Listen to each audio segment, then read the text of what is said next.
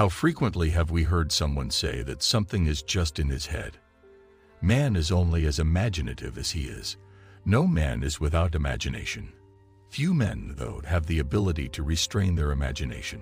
It is impossible to eradicate the power of imagination. Its abuse is at this point when it turns terrible. Every day we encounter a stranger on the street complaining to himself and arguing with a fictional adversary. He is passionately debating out of fear or hatred, without realizing that he is conjuring up a terrible scenario that he will soon encounter. Because rather than real events, our daily lives are influenced by the world as we imagine it. The exact and literal-minded are the ones who inhabit made-up worlds. We can only imagine returning to the Eden that experience has driven us away from. Imagination, which is the sense through which we perceive the above, is the power by which we transform vision into reality. Every stage of human development has been made easier by the application of imagination. Men could always be absolutely definite and decided, but their outcomes can occasionally be unpredictable since they periodically struggle with imagination and belief. The secret to any successful operation is imagination. The imagination is the sole instrument required to achieve the goal. In his book Ideas of Good and Evil, William Butler Yeats warned that we should never be positive that the subtle shift in men's thinking did not begin with some woman working at a line press.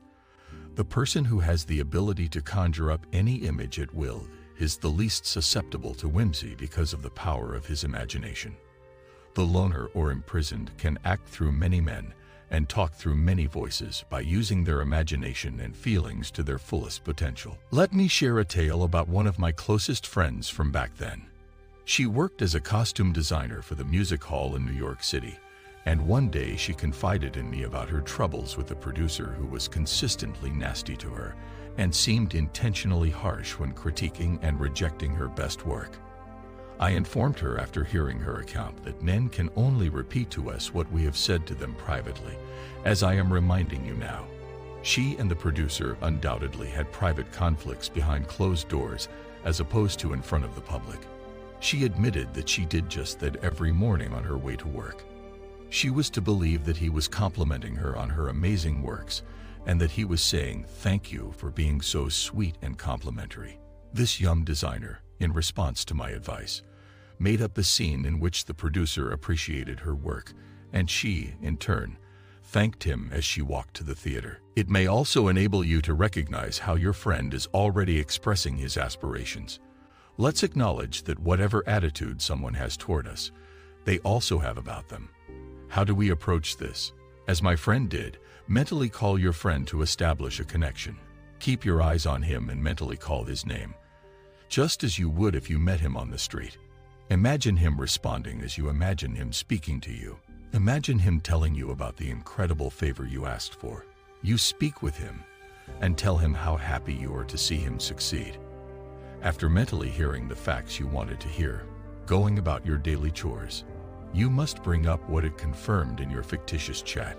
No amount of intelligence could devise more efficient means than those that are determined by the acceptance of the end, and the techniques are determined by the acceptance of the end. We are creatures of habit, and although it is not an order, habit has the power to compel us in ways that no other force can. However, you must conduct your conversation with your friend in a way that leaves no room for even the tiniest doubt regarding the accuracy of what you hear and say. You will discover that you are hearing and saying all you have already heard and spoken if you are unable to control your imagination. Having an understanding of the power of imagination. Be a disciplined person who thinks and feels only lovely and wonderful things to transform the world. Your own awakening of a magnificent notion will unavoidably awaken its affinity in others. Don't wait months to reap the benefits. Work on remaining disciplined and in charge of your imagination today. Man is only limited by his lack of concentration and imagination. The secret is to keep your thoughts under control and to focus on the current work firmly and regularly.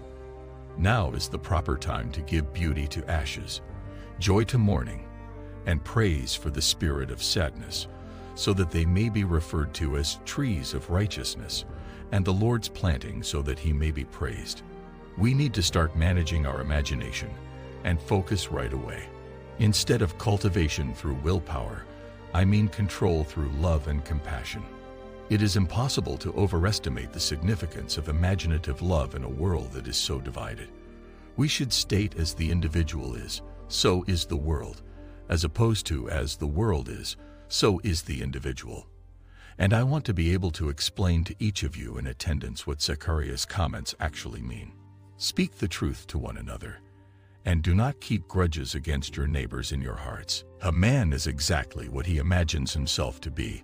Thus, what a fantastic assignment for you and me. He is therefore clinging to love in your vision. By creating an ideal in your mind, you might approach this perfect vision until you are identical to it, turning into it, or more correctly, incorporating its traits into the very essence of who you are. Never ever let go of your inner strength. Thanks to imaginative love, which makes the invisible visible, we obtain water in the desert. Gardens go well with beauty, love, and all of those other things. But creative love is the entrance to the garden because it nurtures the spirit. So you role-play a conversation in your thoughts.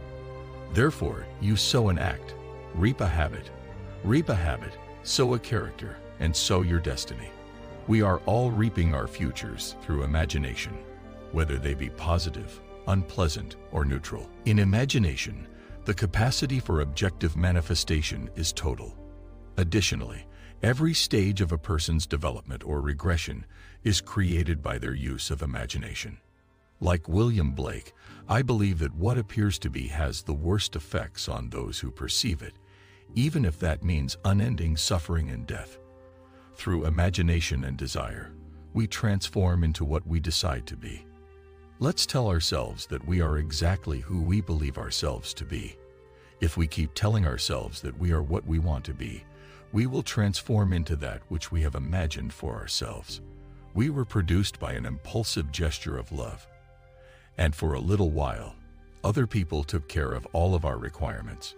We cannot truly exist without love, and that simple truth holds the secret of existence. Our parents are not capable of passing on life in their own unique ways. As a result, we are brought back to the fundamental truth that love creates life.